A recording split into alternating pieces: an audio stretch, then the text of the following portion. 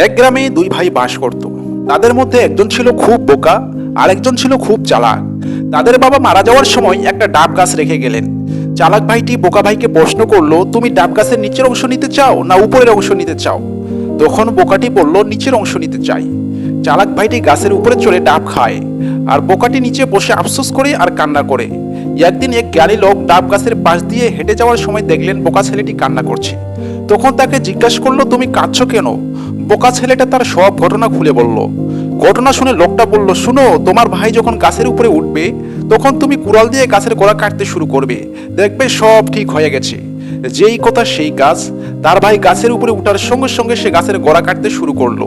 তার ভাই গাছের উপর থেকে বলতে লাগলো, আরে তুই পাগল হয়ে গেছিস নাকি? গাছ কাটছিস কেন? আমি তো পড়ে যাব। তখন বোকা ভাইটি বলল, আমার গাছের গোড়া আমি কাটবো, তাতে তোমার কি? তখন চালাকটি তার ভুল বুঝতে পারলো এবং দুজনে মিলেমিশে বসবাস করতে থাকলো।